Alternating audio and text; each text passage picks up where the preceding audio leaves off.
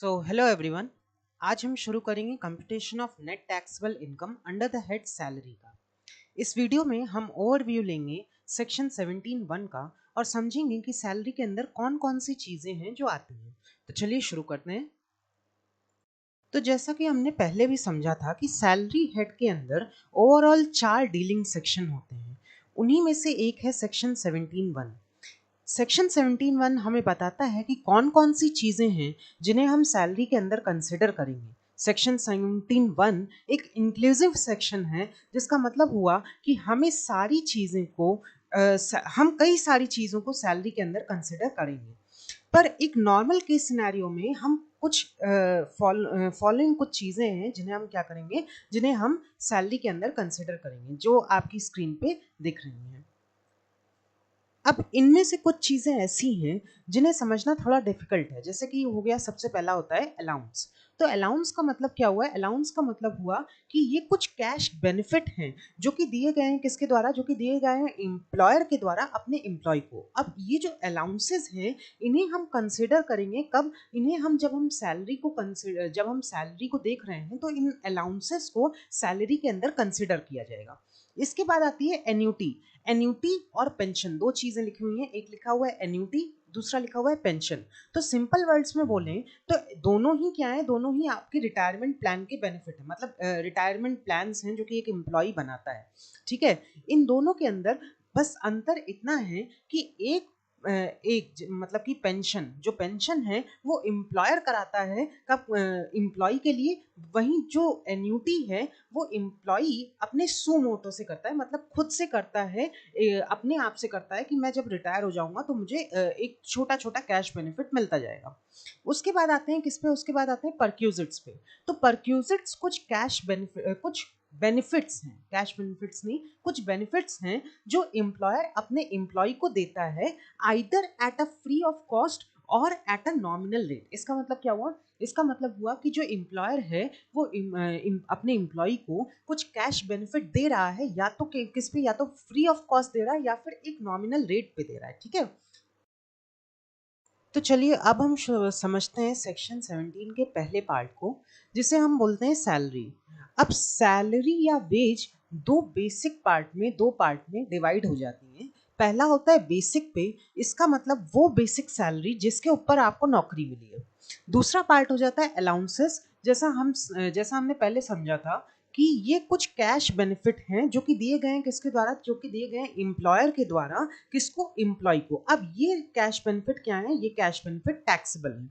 ये cash benefit तीन part में, मतलब जो हमारा अलाउंस है वो अलाउंस तीन पार्ट में फर्दर डिवाइड हो जाता है। अब एक एक करके इन तीनों पार्ट को समझेंगे। पहला होता है कौन सा? पहला होता है हमारा फुल्ली टैक्सेबल अलाउंस। अब ये वो अलाउंस हैं जो कि पूरी तरह से क्या हो जाएंगे? जो कि पूरी तरह से इनकम टैक्स के पर्पस के लिए टैक्सेबल हो जाएंगे।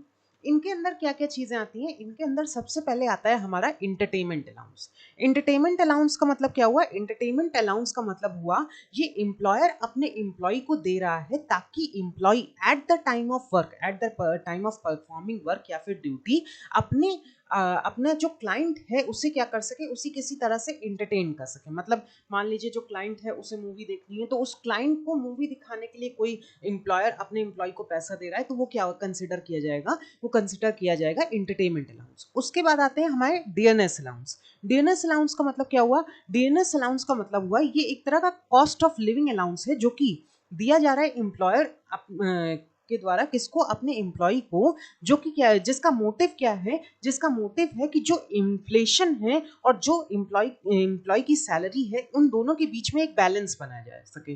तो बेसिकली डीएनएस अलाउंस क्या है? एक अलाउंस है, एक कैश बेनिफिट है जो कि एम्प्लॉयर अपने एम्प्लॉय को दे रहा है ताकि इन्फ्लेशन का जो कंडीशन है उससे क्या करें? हम उसे खत्म कर सकें।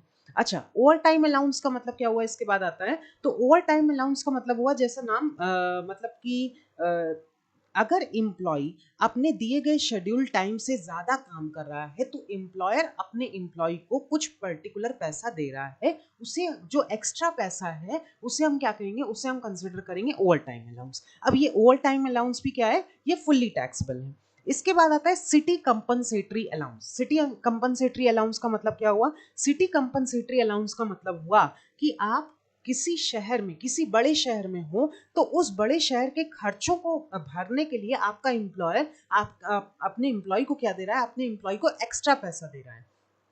तो वो जो एक्स्ट्रा पैसा है वो भी क्या हो जाएगा, वो भी हम टैक्सेबल कंसीडर करेंगे। उसके बाद आता है प्रोजेक्ट अलाउंस। प्रोजेक्ट अलाउंस का मतलब क्या हुआ, मान लीजिए जो एम्प्लॉई है वो किसी टूर पे जाता है किसी पर्टिकुलर प्रोजेक्ट के सिलसिले में, उस टूर पे उसने क्या किया, उस टूर पे उसने कुछ एक्स्ट्रा खर्चे दिए, तो वो सारे जो खर्चे होंगे, वो सारे जो बेनिफिट होंगे जो कि एम्प्लॉयर ने उठाए हैं एम्प्लॉय के बिहाफ में, वो क्या हो जाएंगे, वो टैक्सेबल हो जाएंगे। इसके बाद आता है क्या, इसके बाद आता है सर्वेंट अलाउंस। इसका मतलब अगर कोई बेसिकली जो एम्प्लॉयर है वो अपने एम्प्लॉय को सर्वेंट मतलब कोई नौकर रखने के लिए एक्स्ट्रा पैसा दे रहा है, तो वो जो एक्स्ट्रा पैसा है वो भी टैक्सेबल होगा। साथ ही साथ जो टिफिन अलाउंस है, मतलब कि अगर कोई टिफिन वाला आ रहा है किसके लिए, एम्प्लॉय के लिए, तो उसका खर्चा एक्स्ट्रा एम्प्लॉयर दे रहा है, तो उसे भी हम क्या कंसिडर करेंगे, उसे भी हम फुल्ली टैक्सेबल अलाउंस के अंदर कंसिडर करेंगे। अभी देखो, जो फुल्ली टैक्सेबल अलाउंस थे उसके अंदर हमें ज़्यादा कैलकुलेशन नहीं करनी थी। क्यों? क्योंकि वो पूरी तरह से टैक्सेबल हैं, उन्हें हम पूरी तरह से अपनी सैलरी में क्या कर लेंगे, इंक्लूड कर लेंगे। फुल्ली टैक्सेबल अलाउंस के बाद क्या आता है, फुल्ली टैक्सेबल अलाउंस के बाद पार्टली टैक्सेबल अलाउंस आता है, और ये सबसे बड़ी कंफ्यूजन होगी आपके लिए। क्यों? क्योंकि ये ऐसे अलाउंसेस हैं जिनका एक पोर्शन क्या हो जाएगा, एक पोर्शन टैक्सेबल हो जाएगा और एक पोर्शन क्या हो जाएगा, एक टैक्सेबल एग्जेम्प्ट इनकम के अंदर आ जाएगा। जो हमने सेक्शन 10 में पढ़ा था, सेक्शन 10 में क्या पढ़ा था कि income which do not form part of total income, तो उसी तरह से जो पार्टली टैक्सेबल अलाउंस है, इसका एक पोर्शन क्या हो जाएगा, इसका एक पोर्शन टैक्सेबल हो जाएगा और दूसरा पोर्शन क्या हो जाएगा, दूसरा पोर्शन एग्जेम्प्ट हो जाएगा। तो अब ये जो पार्टली टैक्सेबल अलाउंस है, इसका दो फर्दर डिवीजन है। पहला डिवीजन है जो कि कहता है स्पेशल अलाउंस, जो कि दिए गए हैं सेक्शन 10 सबसेक्शन 14 के अंदर, और दूसरा डिवीजन जो कि सिर्फ और सिर्फ एक बारे में बात करता है, जो कि कहता है क्या, जो कि हाउस रेंट अलाउंस के बारे में करता है। अब इन दोनों के ही बारे में हम लोग डिटेल में बाद में डिस्कस करेंगे, क्योंकि ये कंप्यूटेशन वाला पार्ट है। अभी के लिए आप ये समझिए कि पार्टली टैक्सेबल अलाउंस का मतलब क्या हुआ।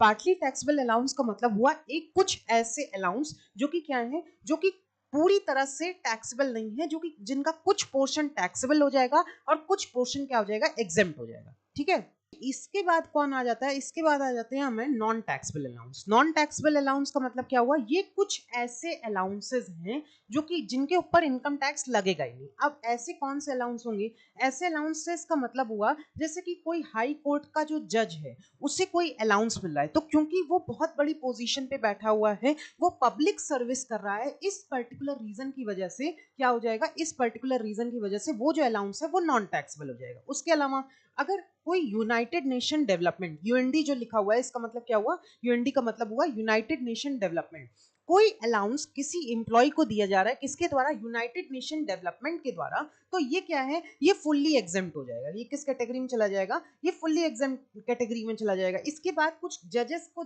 दिए गए अलाउंस, और कुछ अलाउंस जो कि क्या किसको दिए जाते हैं, गवर्नमेंट एम्प्लॉयज को दिए जाते हैं। कब दिए जाते हैं, तब दिए जाते हैं जब वो गवर्नमेंट एम्प्लॉय इंडिया के बाहर अपनी सर्विस रेंडर कर रहे हैं। मतलब वो इंडिया के अंदर नहीं है, वो इंडिया के बाहर अपनी सर्विसेज को रेंडर कर रहे हैं, तो ये सारे अलाउंसेस क्या हो जाएंगे, ये सारे अलाउंसेस फुल्ली एग्जेम्प्ट की कैटेगरी में आ जाएंगे। तो एक बार ही समराइज करते हैं। सबसे पहले हमारे जो अलाउंसेस थे वो 3 पार्ट में डिवाइड हो जा रहे हैं। पहला पार्ट है जो कि फुल्ली टैक्सेबल अलाउंस है।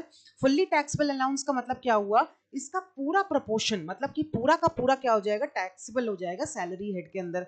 दूसरा आ जाता है कौन सा, दूसरा आ जाता है पार्टली टैक्सेबल अलाउंस, जिसका एक पोर्शन क्या हो जाएगा, एक पोर्शन एग्जेम्प्ट हो जाएगा और एक पोर्शन क्या हो जाएगा, टैक्सेबल हो जाएगा। इसके बाद आते हैं कौन से, इसके बाद आते हैं नॉन टैक्सेबल अलाउंस। इसका मतलब क्या हुआ, ये सैलरी के अंदर कंसीडर ही नहीं किए जाएंगे, इसका जो पूरा का पूरा पोर्शन है वो क्या हो जाएगा, वो एग्जेम्प्ट हो जाएगा। तो हमारे लिए जो सबसे मेन कंफ्यूजिंग पार्ट है वो कौन सा होता है, वो होता है पार्टली टैक्सेबल अलाउंस, क्योंकि इसके अंदर सबसे ज्यादा कंप्यूटेशन है। उसके अलावा जो फुल्ली टैक्सेबल है और नॉन टैक्सेबल है, इसमें कंप्यूटेशन बहुत कम है या फिर है ही नहीं। ठीक है, चलो अब इसके बाद अगले वीडियो में हम लोग समझेंगे कि क्या हम लोग एक एक अलाउंसेस को, जैसे फुल्ली टैक्सेबल अलाउंस है तो उसके अंदर कैसे हम कैलकुलेट करते हैं, या फिर पार्टली टैक्सेबल अलाउंस के अंदर कैसे हम क्या करेंगे, कंप्यूटेशन करेंगे।